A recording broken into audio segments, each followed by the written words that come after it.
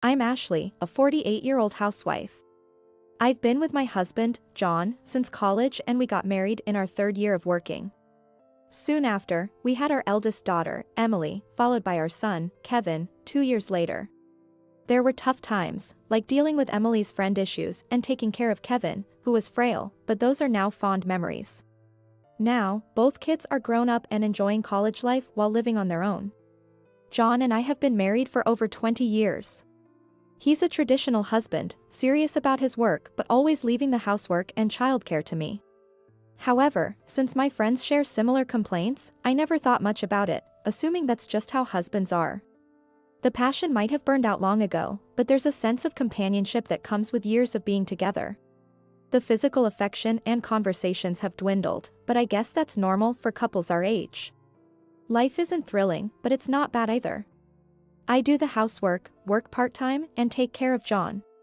This routine will probably continue until one of us passes away. I thought John wanted this too. But John betrayed me. One weekend, he suddenly brought home a young woman. Her name is Elizabeth, and she seems to be a subordinate of John's. At 26, she's about the same age as Emily. With his arm around her, John declared, "I'm marrying this girl, so let's get a divorce." What? It struck me like a bolt from the blue. Kevin's 21 now, so our parental duties are over. I want to spend the rest of my life with someone I truly love. Wait, I can't grasp what's happening. Amidst my confusion, Elizabeth, John's subordinate, sneered, "I'm marrying my darling, so you need to leave, old lady." While I was reeling, the two of them began to insist on how much they loved each other and were meant to be together. Love is wonderful, and all that. I could nod along if it were someone else's story. She's my junior at work, and she has been the one comforting my tired mind and body from work and home life. John said this without any hesitation. Because darling always covers my mistakes and treats me to delicious meals. Look, he even bought me this bag. Have you ever received one? Elizabeth flaunted a designer bag, recognizable even to someone as unacquainted with brands as me. Of course, I've never been gifted anything like that. In fact, my birthdays haven't even been celebrated in recent years. It's blatantly about money. I bitterly denied their so-called pure love. Men's appeal includes their financial power, doesn't it? You're being dumped because you don't understand that, old lady. I know. I'm aware of that. I'm not going to pretend money doesn't matter. I appreciate John for working hard every day. Enough already. John sighed, clearly annoyed. If I'm spending the same money, I'd rather it be on someone young, skilled at uplifting a man, and cute. You're past your prime. How could you? You're no longer needed, old lady. Just get a divorce and leave. Elizabeth leaned on John, looking down on me. As everything I believed in crumbled, I couldn't say yes or a no, only staring at them in despair. That was the start of a hellish week. John started to boldly visit Elizabeth's place and hardly ever came home. Meanwhile, Elizabeth would come to our house almost every day, berating me. "Are you still here? Hurry up and divorce him. It's pathetic to cling to someone who doesn't love you. You look so pitiful, old lady. Why do I have to be subjected to such insults by John's mistress? What did I do to deserve this? Is being an older woman a crime?" Although I felt indignant, it took me a while to accept reality because I had only envisioned a life with John till the end. The thought of affecting my children's futures by becoming a single parent also paralyzed me. It was my children who gave me the push I needed. "Mom, why didn't you talk to us sooner?" One weekend, Emily and Kevin, who both live alone, came home unexpectedly. They seemed to know the situation even though I hadn't told them. "Emily, Kevin, how did you?" "Dad contacted us, saying Mom is hesitating to divorce because she's jealous of the younger woman." "Kevin, you understand how I feel, right?" With a look of discomfort, Kevin disdainfully relayed John's selfish assertion. "That's awful. I can't believe he involved Kevin too." "Ew. That's gross. Elizabeth is 26, right? That's about my age. That's just the worst." Emily's face contorted in utter contempt. Then she gave me a firm pat on the shoulder. Mom, just go ahead and divorce him. But what if being from a single-parent family affects your job prospects or marriage opportunities? Anyone who judges my worth based on that can take a hike. Emily stuck out her tongue and made a playful face. Kevin, unusually serious, looked me in the eyes. Mom, why not think about your own future for once? Would divorcing Dad really be such a problem? A problem. Without him, I'd only have to look after myself. As for money, as long as I get support for the kids' education, I can live on my part-time income and the rent from the apartment I inherited from my father. If I don't have to take care of John, I can work more hours. Without him, I could take up hobbies, right? I could go out to lunch with friends on weekends without getting complaints. I could cheer for boy bands on TV without hearing "it's embarrassing to squeal over young men" from him. After all, he's the one infatuated with a younger woman. Divorcing would free me from all these annoyances. That would be amazing. I wouldn't have any problems if I got divorced. As soon as I declared that out loud, it felt like everything brightened up. That's right. Actually, it's the mistress who'll have trouble being married to such a selfish man like Dad. Exactly. Emily enthusiastically agreed. Hey, I appreciate that you care about us, Mom. But I'm happier when you're happy. As long as you're okay, I can do anything. Both Emily and Kevin were a strong support. Mom, you're only 48. It's too wasteful to dedicate the rest of your life to such a terrible man. We'll work on being independent. So live your life for yourself. Emily. Kevin. The tears I had been holding back finally spilled over. Thank you. I'm truly grateful that you are my children. It's because you raised us with so much love. Having been deeply hurt by John's betrayal, my children's gentle support was a solace to my weary heart. My life hasn't been a mistake. Not in the past, nor will it be in the future. I won't hesitate anymore. I will live the rest of my life for myself. Once I completely got over my feelings for John, I acted quickly. I decided to divorce while our relationship was still ongoing. The risk was that their relationship might end before the divorce was finalized, making the negotiations more difficult. I hired a lawyer experienced in divorce cases and prepared to move out. Once everything was ready, I informed John of my intention to divorce and arranged a meeting to discuss it. We agreed on the costs for our children's college, division of assets, and alimony, all within reason. Honestly, I wanted to leave him with nothing, but a smooth divorce was my top priority. Besides, it was clear that the adulterous pair would eventually fall from grace without my interference. Any unnecessary actions might only prolong my chance for divorce. John paid off what he called the disposal fee for an expired woman, as if he was getting rid of bulky trash. Elizabeth, his partner, initially hesitated at the loss of assets, but somehow came to see John as a generous man. I almost laughed at their ridiculous act, but held myself back. Just a little more patience. A prideful man and a gold-digging woman, they have no idea of the hardships ahead. Mr. and Ms. Naive. Our last joint task as a couple was filing for divorce oath. There were my lawyer and the mistress, too. As a jab at me, she proudly mentioned their marriage right after we had filed for divorce oath. Even my lawyer was surprised at her. Elizabeth didn't seem to care it at all. Though it seemed unnecessary, I confirmed with Elizabeth. Are you sure he's the right choice for you? What? Sour grapes? Just hurry up and divorce, old lady. All right, all right.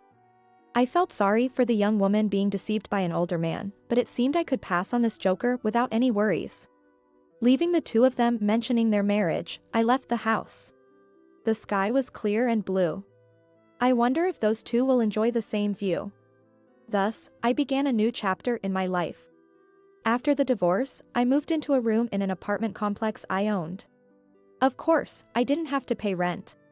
Being in my hometown, I had many old friends around for company. The location was convenient, so Emily and Kevin often visited on weekends. I was grateful to my parents for leaving me such a place. The only concern was leaving my longtime part-time job, but fortunately, it was with a large chain store. Tom, the manager, arranged for me to work at a nearby store under similar conditions. My years of loyal service had paid off. Feeling a bit lonely from cooking too much food was only an issue for the first month. Now, I'm enjoying the pleasures of living alone, cooking just for myself every day. About 6 months later, I received a call from an unknown number. Answering without thinking, a woman's shrill voice, not even bothering to introduce herself, screeched into my ear. "Hey, old lady. None of the people from the company or my darling's relatives want to attend our wedding. You must be sabotaging us." This irritating way of speaking, unforgettable, even if I tried. John's mistress, blaming others for the mess she's made, how utterly annoying. Stop making baseless accusations. All I did was share the fact that I'm getting a divorce because John is supposedly getting together with a young and cute junior at work. You said the same thing, didn't you? I simply spoke the truth and bid farewell to the people who had been kind to me. But it's strange that everyone is absent. John's family and coworkers are serious people, they won't accept dishonest folks like you. We were just seeking true love. Sure, why don't you explain to everyone what true love is? Well, I guess the people around John are all quite sensible, so their rejection of an adulterous couple is significant. But it felt rewarding, as if proof that the marital relationship I worked hard to build over 20 years was indeed sound. Elizabeth made a big fuss, but in the end, the wedding was postponed. It wasn't due to the cold reactions from those around us, but because she was found to be pregnant.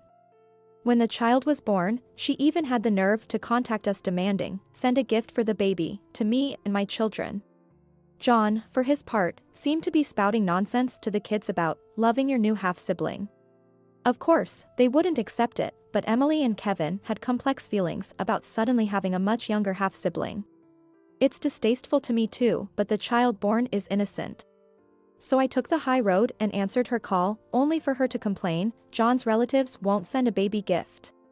Maybe it's time you realized you're being shunned? That's impossible. Anyone who sees me would know the new bride is wonderful. We definitely need to have a wedding to show off. What? You're still planning to go through with the wedding? She's relentless. Huh? Of course. I promised, darling. At the wedding, I'll wear a traditional bridal gown, and for our honeymoon, we'll go to Hawaii. Take pictures in a wedding dress against the blue sea. Jealous? How blissfully ignorant. What a lovely dream. But do you realize how much money this is all going to cost?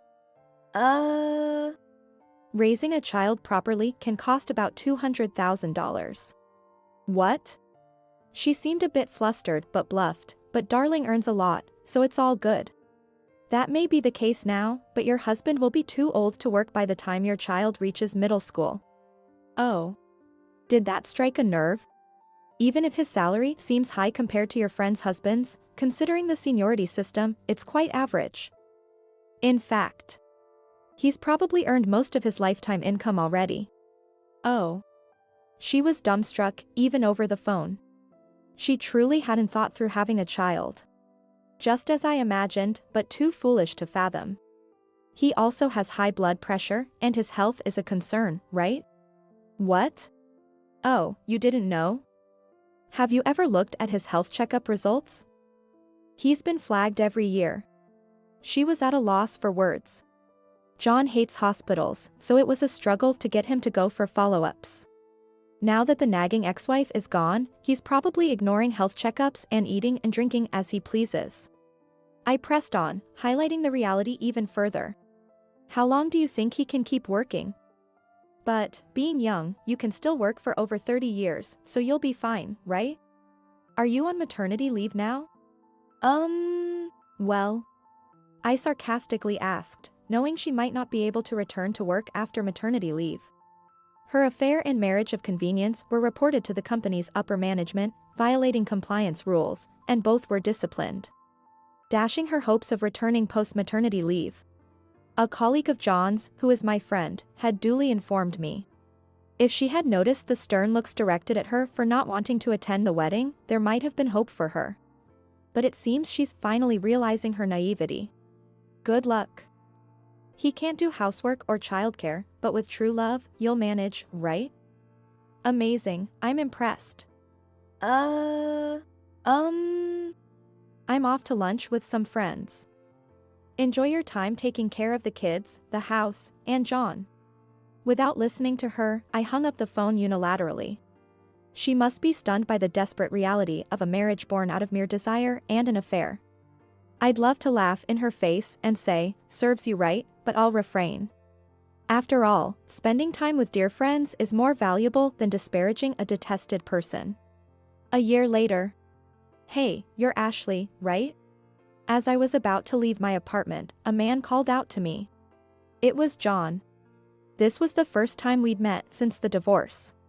He seems to have been trying to reach out to the kids in various ways. Saying things like, take care of your new brother, and let's be a close-knit family.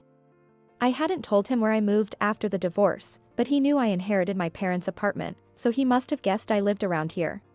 It's been a while.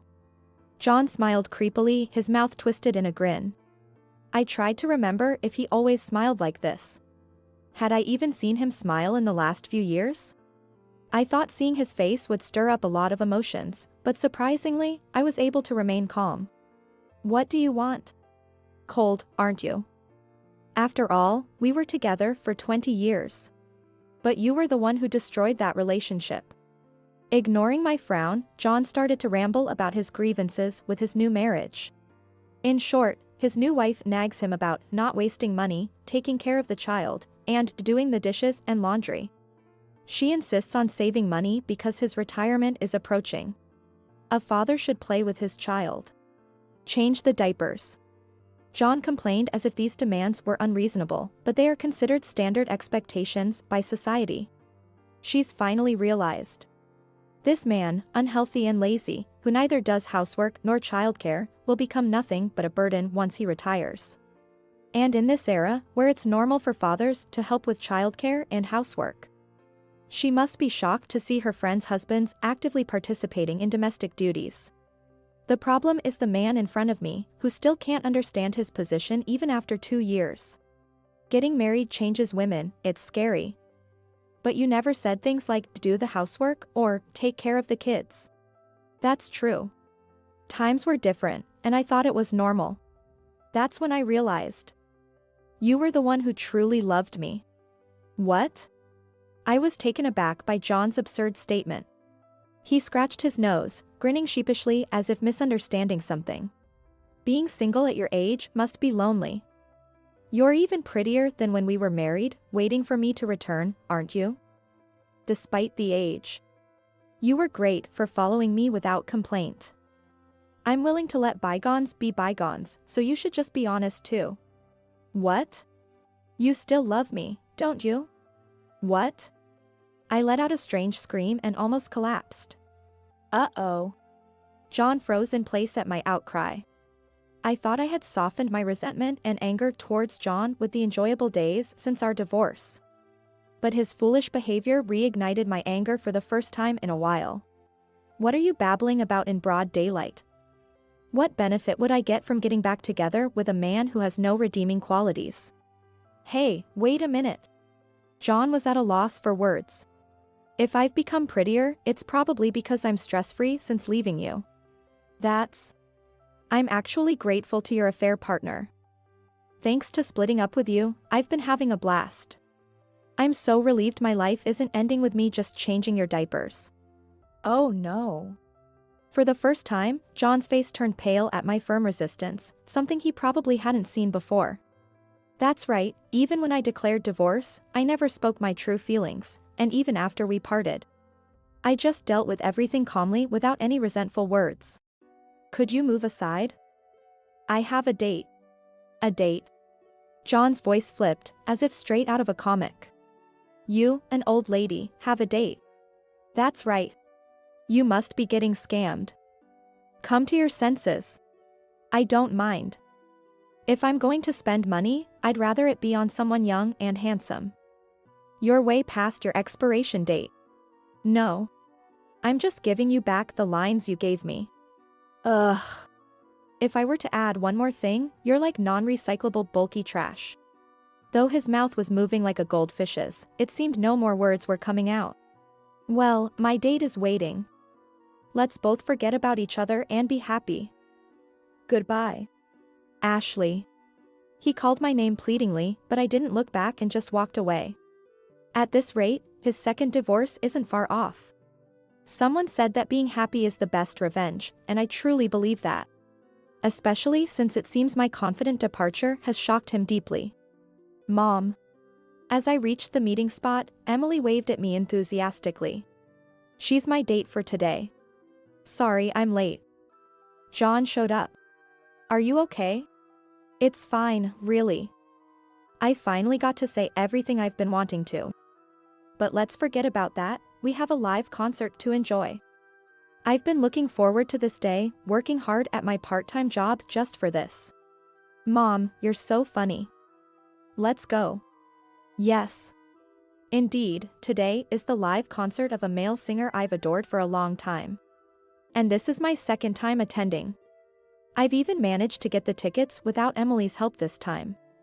I've developed other hobbies, but following this singer is my biggest joy right now. I go to his musicals with friends, and whenever he releases a new song, I play it over and over in my car. Kevin even sends me updates about his music shows through messages. Being able to chase what I love freely is happiness in itself, but what makes me happier is that everyone supports my enjoyment. People might laugh and say, "For an old lady." But I'm not bothering anyone, so it's fine. After all, this is my life. I had completely forgotten how fun it is to live for myself. Cooking for my family, planning outings to entertain my kids, and creating a comfortable home for John were fulfilling in their own ways. I feared that divorcing would erase my past and its value. But that wasn't the case. My children cherish me. My work and relationships, everything I've built, are still thriving. Letting go of the past and starting a new life can be more enjoyable. Stepping into the unknown requires courage, but once you start walking, there are countless exciting encounters. I plan to continue enjoying my life to the fullest.